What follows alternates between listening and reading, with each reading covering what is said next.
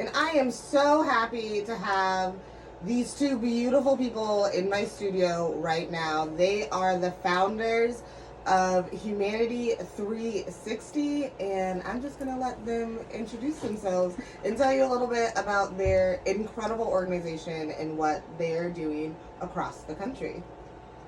Peace and love, family. Peace, peace. My name is Sean. And I'm Cedrica. We are from the Washington, D.C. area, and we're the founder of Humanity 360, which is a nonprofit formed to reduce the number of people who are suffering from any mental health issue while also reducing the suicide rate in the U.S. It's a big mission to tackle. That is a large.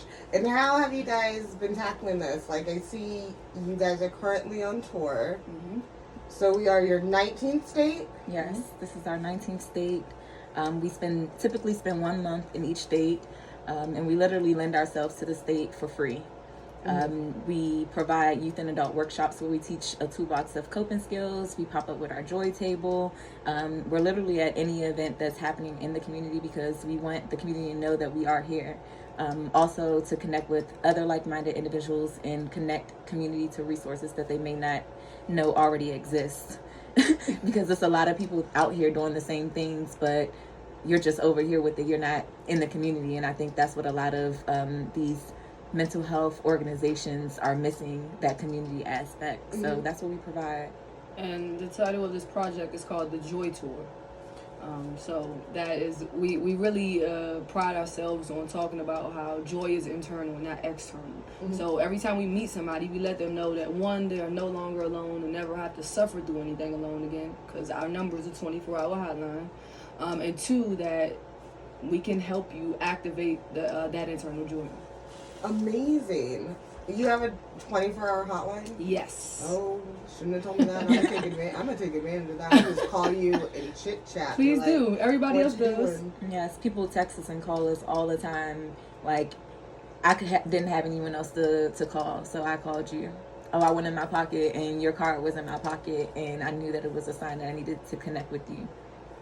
And sometimes that's really all it takes, is just knowing that there is someone that's going to listen, that is unbiased and isn't going to judge you, and they're just going to meet you exactly where you're at. And that's incredible that you guys do that. That's right. And that's why so productivity in a state means nothing to us, because one life saved through a conversation about awareness, like, that's enough. That's fulfilling our mission. Mm-hmm. So just keep having those conversations, keep being a force and a presence in communities. That's what we're doing. That's incredible. I do want to talk more about your joy table. I heard joy table and that perked my ears. So what exactly is your guys' joy table? So it is a table that we set up, and it literally guides people to journey in. Mm-hmm. It has resources, awareness. Of course, we're having a good time, but we are always educating people about mental wellness. Mm-hmm. Because when we meet people, a lot of people say, oh, I have a bipolar cousin, or I have a schizophrenic cousin, but never acknowledge their own mental health. Mm-hmm. So we start there, and literally our table is just a fun table where we're breathing together, we're playing the sound bowl together, we're creating affirmations together, just activating joy together. And people are like, oh my gosh, this really felt good. I haven't affirmed myself. I don't look at myself in the mirror. Planting those small seeds. That's what it is right there. And that's all it takes sometimes. You just need to plant the seed and allow people to water it. That's an incredible mission that you guys are undertaking, and it's so needed, especially in BIPOC communities where suicide rates and stigma around mental health are so high. The fact that you guys are willing to put in this work, not only is it incredible that you're doing it, but I know that just that's a lot to take on, and it's extremely admirable, and I'm just so proud of y'all just for doing that, because it's definitely not for the weak-hearted. Ooh, we learned that in the very beginning. The first 3-4 months, we learned that. You know, when we first left Washington, D.C., September 4th, 2018, our truck broke down. Soon as we, on the same day. as soon as we got to Virginia. It was sad, So y'all. if that wasn't the sign to go home and not do this mission, I don't know what was. Well, obviously you guys pushed through. Yes. So you have been on the road since 2018? September. I feel like around this time in 2018, we were literally having a estate sale where we were selling all of our things and For like 5 cents, 10 giving cents, stuff $1. away. I had Jordans, by the way, so they were definitely worth more than that, by the way. Yeah, wait. Yeah. Why didn't I get... I should have... And like, you're... Okay. I'm a little upset. I would have taken This was something. good stuff, man. Like literally, wow. Yeah. 3 years ago, today probably, we were having that estate sale where we used that money to fund our truck. So as soon as we got to Virginia, all of our money that we had got from selling our things went into repairing our truck, and it was... Whew. It's been a journey. It's been a Yes. journey. It has been. And so a lot of this comes from out of pocket, but is there a way people can donate? Do you have... Absolutely, yes. We are a 501c3 national nonprofit, so all donations are tax deductible. We have a PayPal account that is 100% proceeds go to us. You know, some of these third parties take a lot of extra money, but this is specifically for nonprofits. It's called PayPal Giving Fund. That's what Nice. it's called. But you can just go to our website, click on the donate button, it'll take you right there. And what is your website where they can find it? Humanity3604365.org. Amazing. And how has... Because the last few states have been aggressively white. So how has the journey across the 50 states been? Because I'm sure... Like, each state is just so drastically different. It is Yes. very unique. It's very unique. I will say that the majority of our tour has taken place on the East Coast, Mm-hmm. and we only are on this side because my dad lived in New Mexico. He got sick in October of last year, Mm-hmm. and because it was COVID, we weren't doing much of the work that we wanted to do during that time. Okay. So we were home back in Washington D.C. area. We drove from Washington D.C. to New Mexico in October, and he transitioned in November. Okay. So we had the option of going back to go finish the tour from the way it was already orchestrated, because it's already been written, Yeah. where we're going, how long we're staying there. But it was like, dang, are we going to drive all the way back to Chicago, or can we just start the tour over here? Mm-hmm. So that's how we ended up on the West Coast, and we've been over here. That's how we... So it's been a drastic change. That's what I want to Yeah. say. Like, we went from all East Coast love, like familiarity, to Yes. like culture shock. Boom. Like, Yeah. oh wait, this is different.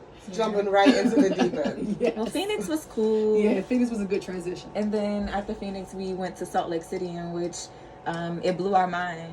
Like, we were expecting to not find people of color, to not really do much work, and we had a blast. It was a good time. Salt Lake City was a good yes. time. Putting on our events, people showing up, connecting with families, like really making life-changing, what's the word? Life-changing events were happening. Like, That's incredible. And so from Utah, you then went to Wyoming? yes. Cheyenne, Wyoming. Cheyenne. We were actually supposed to be in Laramie. Okay. And then we got to Laramie, and it was like a ghost town. It was like, we're big on energy and how places make us feel. Mm-hmm.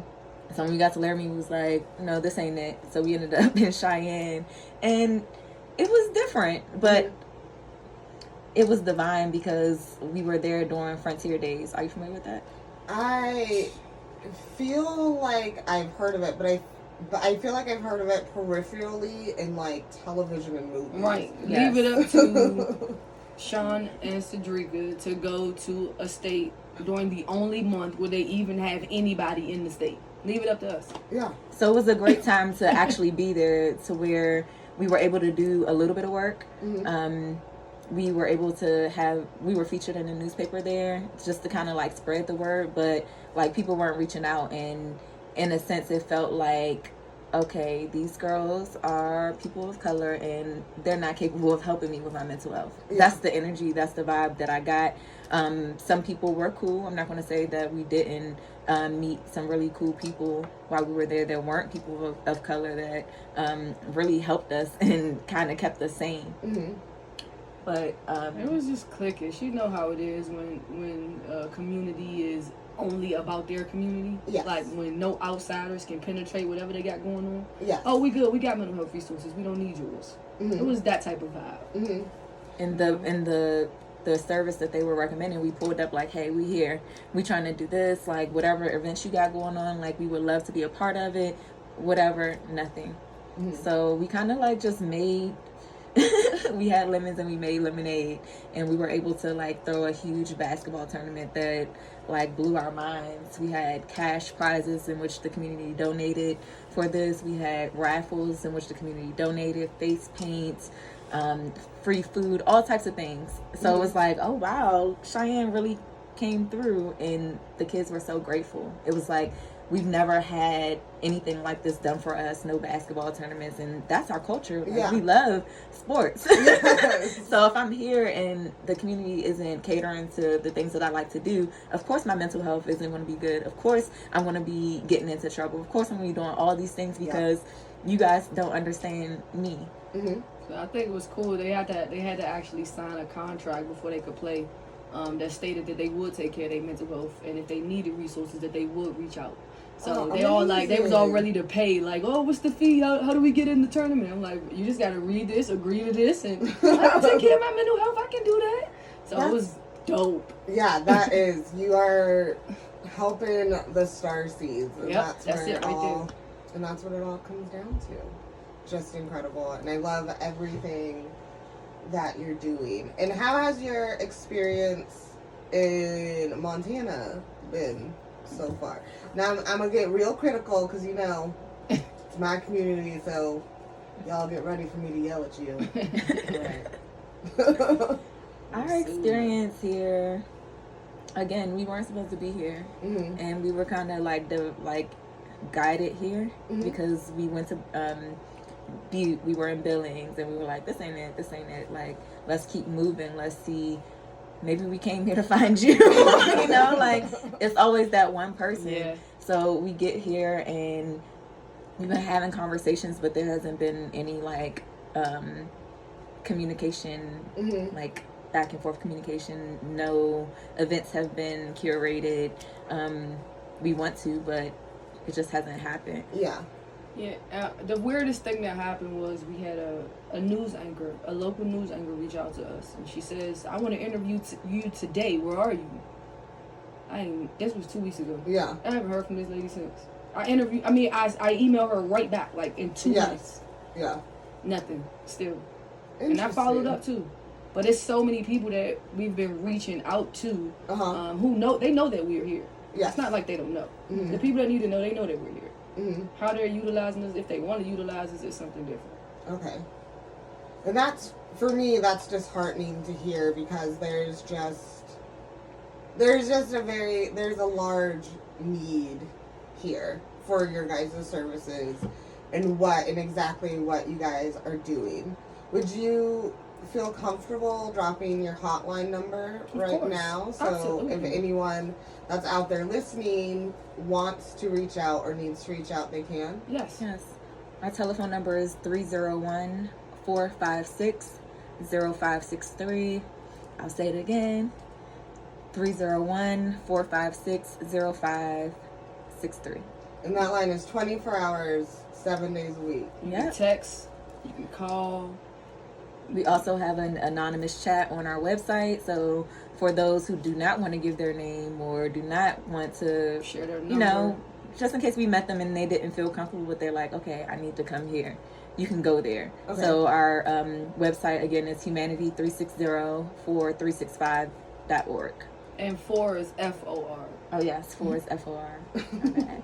Humanity, FOR 365. No.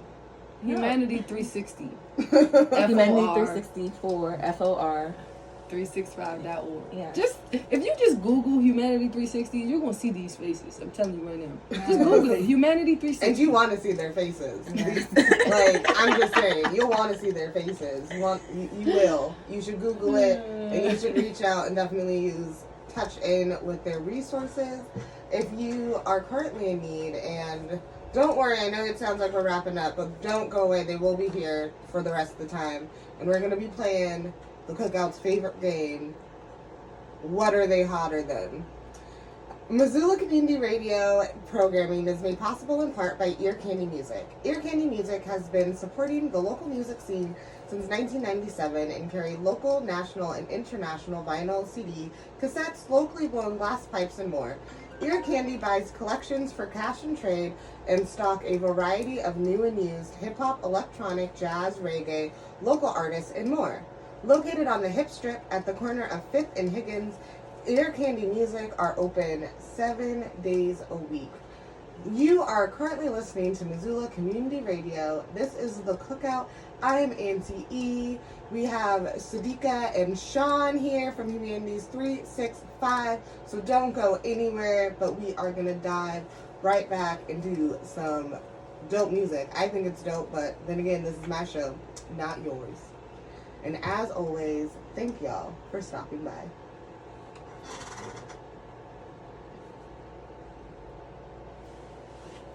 So